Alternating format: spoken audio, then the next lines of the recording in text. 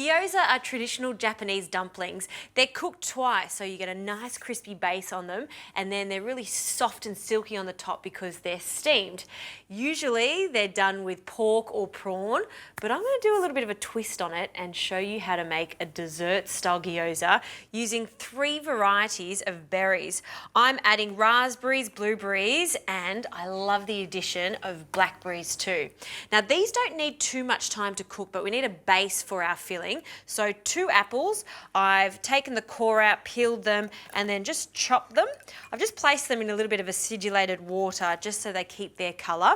In this small pot, I'll also add a little bit of cinnamon, caster sugar, and just a small amount of water just to get the apples going once they start to cook. So now this goes onto the stovetop on a medium heat. And just allow these to stew. Keep an eye on them because you don't want them to burn, but we just want them to start to break down and soften, and then I'll just mash them a little bit with a fork. Now, while the apples are cooking, we can get onto a garnish to go with this, and I love to serve this with mascarpone cheese. It's a neutral flavoured cheese, so I need to add some flavour to it. Some icing sugar and the zest of some lemon. So just grating that straight into the bowl. I'll give that a stir, and just to thin it out ever so slightly, I'll add a hint of lemon juice. So we'll squeeze that in and then just gently stir it. Don't overwork it because it will curdle. Done. So the mascarpone is finished. All we need to do is wait for those apples to finish cooking, and then we can add our berries and start making the gyoza.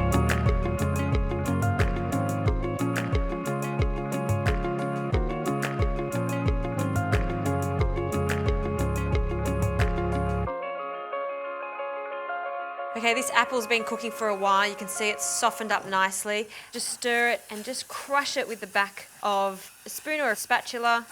Oh, it smells nice. And you can see that it's just slightly caramelised, which will give it a nice toffee flavour. Now it's time to add our berries. And really do leave these to the last minute because I don't want them to completely cook down, because what will happen is they'll be too watery. So we want to add half of our blueberries, half of our raspberries.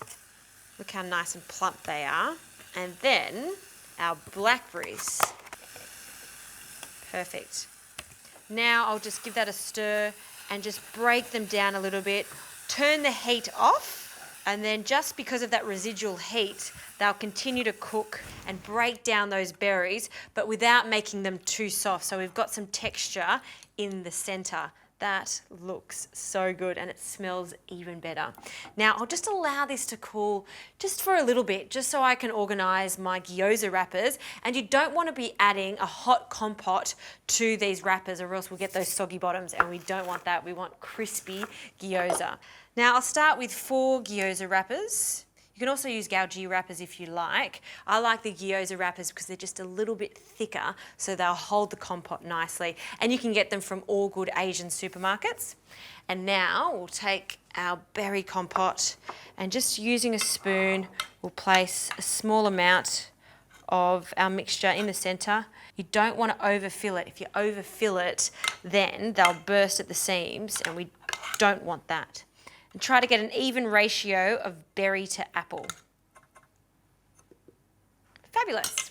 Now, to ensure it doesn't get too moist in the centre of these gyoza, I'll add a little bit of almond meal to the top. You can use hazelnut meal, or even some crushed walnuts is lovely too.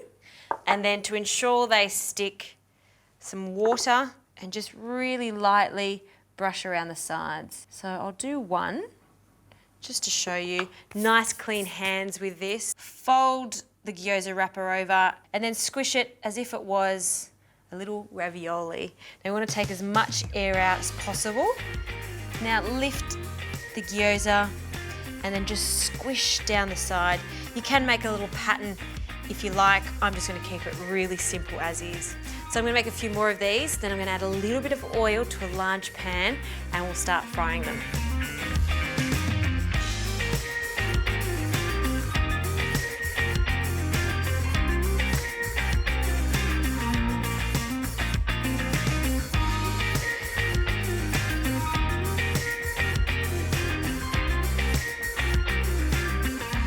Now Now I've made a nice batch of gyoza, so we need to start frying them. A large pan is quite suitable, so there's a lot of space. I've put this on a medium heat, not too hot, and then we want to fry them. So a little bit of vegetable oil, because we will be adding water later on, and we all know water and oil, they don't like each other. It does spit, so just a small amount of oil. And then we're going to place our gyoza bottom side straight into the pan. And I'm going to make a bit of a fan style shape just around the pan. A few more, one can sit in the center. And just press down on it so it gets a nice even blistered color down the bottom.